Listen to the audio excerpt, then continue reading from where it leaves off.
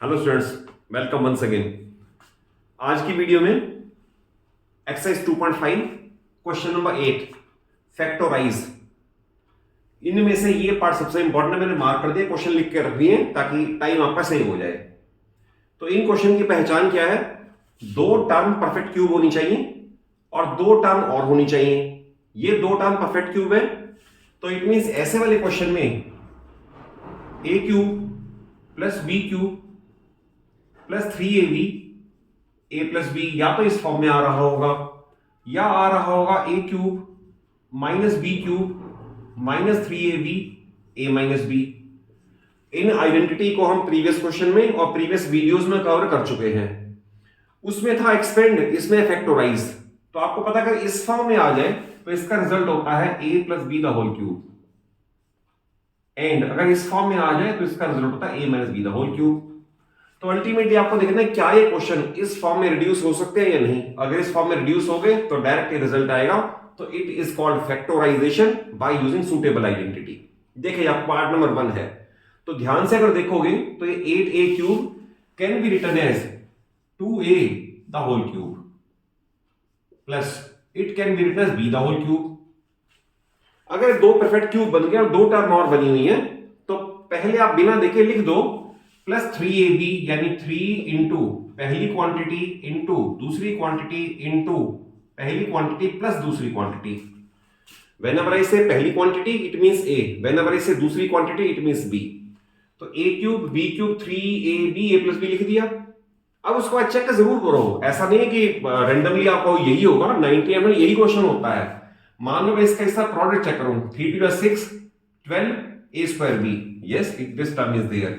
इसको इससे मल्टीप्लाई करके देख लो, 3 to the 6 a और b into b square, yes it is there।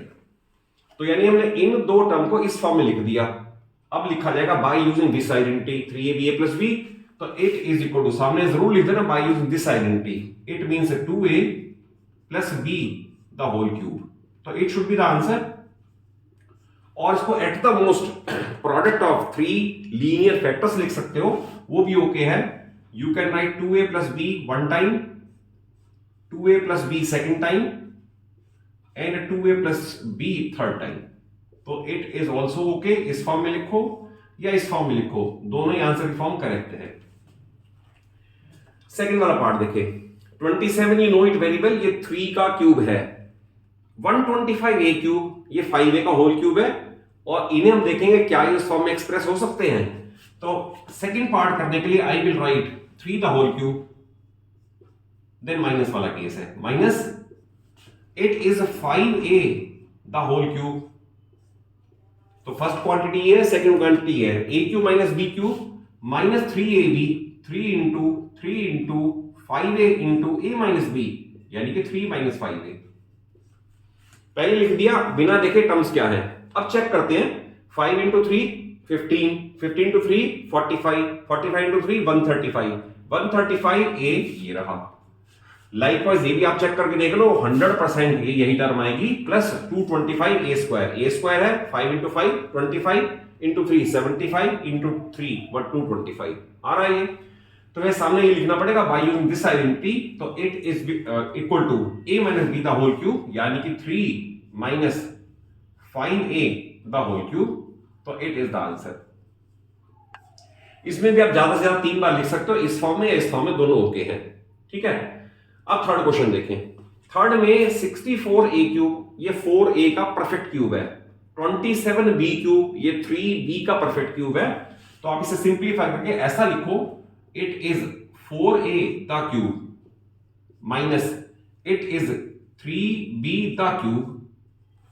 ये बन गया दो परफेक्ट क्यूब। अब बिना देखे आप लिख दो माइनस 3ab या माइनस b। तो minus 3 into 4a into 3b into a minus b, यानी कि 4a माइनस 3b। मैं रिपीटेडली कह रहा हूं कि आप इसे चेक जरूर करो, कहीं हो सकता है लिखने में गलती हो गई हो। अब इनका प्रोडक्ट फाइंड करो, 4 इंटू 4 16, 16 इंटू 3 48, 48 इंटू 3 हमारा ये आएगा 144। ये रहा a square, a into a square and b। इसको इससे भी चेक कर लो, माइनस माइनस प्लस, वो ये रहा, इनका प्रोडक्ट 108 आएगा, a इंटू बी स्क्वायर ये आएगा a इंटू बी स्क्वायर, ये रहा।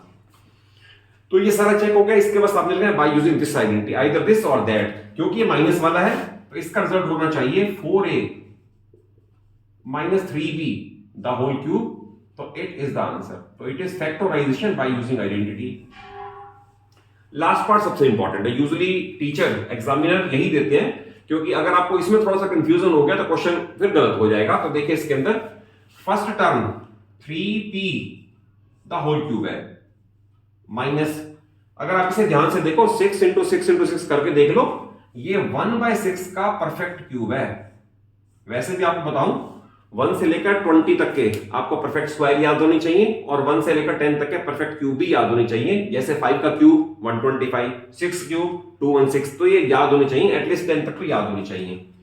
तो ये बन गया a क्यूब - b क्यूब। अब आप बिना देख लिख लो -3ab 3 × 3p × 1/6 × a - b, a - b means 3p - 1/6। एक बार जरूर चेक करो क्या ये इक्वल है इसके। आप इसे चेक करोगे 3 से कट करके 2 आ जाएगा, ऊपर आएगा 9, नीचे आएगा 2, ये रहा 9/2 विद माइनस साइन, वो ये रहा p × p t² ये रहा। देन इसको इससे भी जरूर चेक करो, माइनस माइनस प्लस, वो ये रहा।